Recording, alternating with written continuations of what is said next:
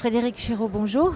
Bonjour. Vous coprésidez la commission santé de l'AMF. Le forum consacré aux questions de santé vient de se terminer. Vous aviez choisi d'aborder ce thème-là sous des angles différents de ceux d'ordinaire abordés, c'est-à-dire les questions de démographie et de médicales et déserts médicaux. En revanche, c'est arrivé finalement à la fin, lors des échanges avec les maires qui étaient présents. Pourquoi vous aviez fait ce choix pourquoi cette approche? Parce que nous sommes convaincus, avec Véronique Besse et avec finalement nos collègues de l'AMF, qu'il ne faut pas seulement se pencher sur l'urgence. Bien sûr, aujourd'hui, il y a un vrai problème de démographie médicale. Il y a un problème de désertification dans beaucoup de territoires et certains maires ruraux, à juste titre, ont tiré une fois de plus la sonnette d'alarme. Bien sûr, il y a un problème de dégradation de la qualité de santé des Français.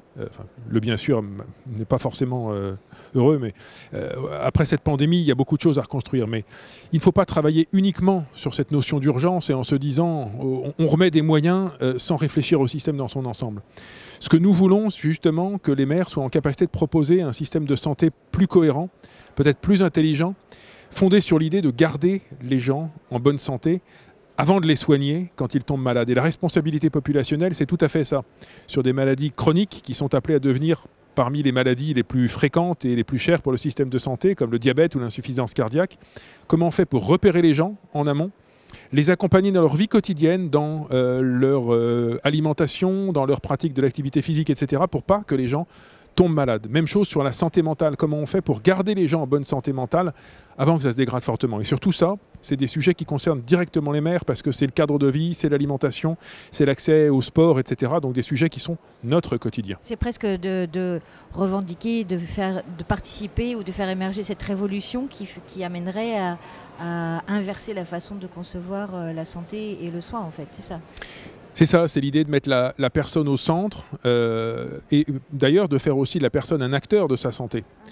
Encore une fois, je reviens sur les maladies chroniques. Quand on a un diabète, une insuffisance cardiaque, en fait, on va vivre, et j'espère le plus longtemps possible pour les personnes qui en souffrent, on va vivre avec. Donc il faut apprendre. Nous, c'est ce que nous faisons à Douai avec un projet européen sur le diabète. Comment les personnes qui ont un diabète peuvent se parler, se former ensemble et apprendre à gérer leur maladie. Et je crois qu'au fond, à la fois comme citoyen et comme contribuable, on n'a pas intérêt à avoir un système de santé centré sur le soin lourd. Parce que ça coûte très cher. Et puis, c'est très stressant pour la personne qui, à un moment donné, se retrouve dans un SMUR et puis dans un bloc opératoire. C'est satisfaisant pour personne. Si justement, on fait en sorte de repérer tôt les problèmes, de repérer tôt les personnes à risque, de les accompagner de manière globale dans leur quotidien, dans leur environnement, dans leur groupe social, on fera en sorte que la santé coûte moins cher, mais que les gens soient moins malades et aillent mieux. C'est gagnant pour tout le monde, c'est gagnant pour les habitants, c'est gagnant pour le système de santé qui aujourd'hui souffre de devoir faire face à toutes les situations, et c'est gagnant pour le contribuable et pour les comptes publics. Et c'est aussi un message que peuvent passer les maires à l'État si les élus locaux sont associés dans cette approche concrète, locale, sociale de la santé.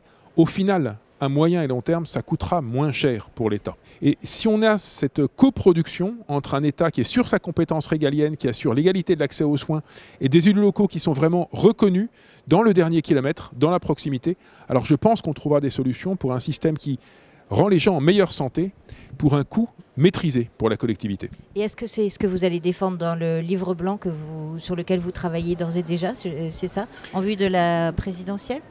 Oui, c'est ça. Alors, on y travaillait justement hier avec Véronique Besse, la coprésidente de la commission.